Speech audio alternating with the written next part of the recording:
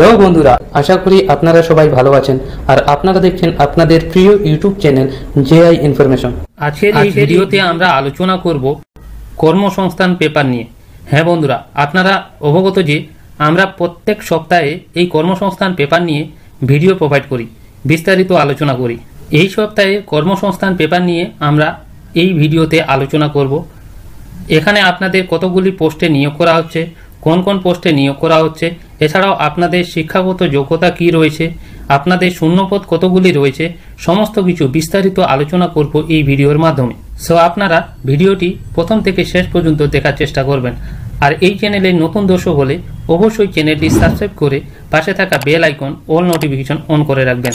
আপনাদের আরেকটি কথা বলে রাখি যে এই কর্মসংস্থান পেপারের পিডিএফ লিঙ্ক আপনারা পেয়ে যাবেন আমাদের টেলিগ্রাম চ্যানেলে।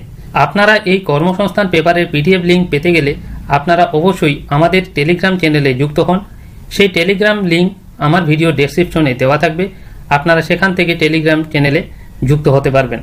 তো এছাড়াও আমাদের ইউটিউবে এইসব ভিডিও আসার আগে আমরা টেলিগ্রাম চ্যানেলে প্রোভাইড করে রাখি, তো আপনারা ভালো মতোভাবে দেখে নেবেন। তো আমরা এখন সেই বিস্তারিত কর্মসংস্থান পেপার নিয়ে আলোচনা করব। তো আপনারা প্রথমেই দেখতে পাচ্ছেন এই পেপারটি প্রকাশিত হবে 31শে আগস্ট 2024, অর্থাৎ আগস্টের 31 তারিখে এই কর্মসংস্থান পেপারটি বেরোবে। তার আগেই আপনাদের কাছে এই পেপারটি পৌঁছে গেল। প্রথমেই যেই চাকরির আপডেট নিয়ে আলোচনা করব সেটা হলো CISF এ 1130টি কনস্টেবলে নিয়োগ করা হচ্ছে।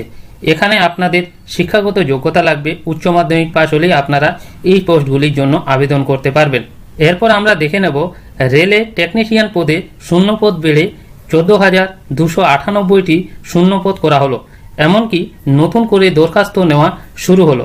এখানে আপনাদের কলকাতা, শিলিগুড়ি, মালদহ, গৌহাটি, পাটনা, রাঁচি, চেন্নাই বিভিন্ন জোনে নিয়োগ করা হচ্ছে টেকনিশিয়ান গ্রেড 3 এবং গ্রেড 1 পোস্টে।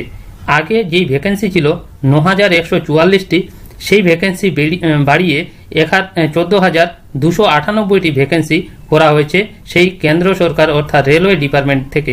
এরপর আমরা দেখে নেব পাওয়ার গ্রিডে 1000 অ্যাপ্রেন্টিস নিয়োগ করা হচ্ছে। আপনারা ভালো মতোভাবে এই পোস্টগুলি দেখে নেবেন। অর্থাৎ এখানে আবেদন করতে হলে আপনাদের শিক্ষাগত যোগ্যতা ITI পাস, ইঞ্জিনিয়ারিং ট্রেড 2 বছরের সার্টিফিকেট কোর্স পাসরা আবেদন করতে পারবে এই পোস্টের জন্য। এরপর এবছর WBCS পরীক্ষায় সিলেবাস বদলাচ্ছে না। আপনাদের কাছে বড় খুশির খবর, এবছর WBCS পরীক্ষার সিলেবাস বদলাচ্ছে না।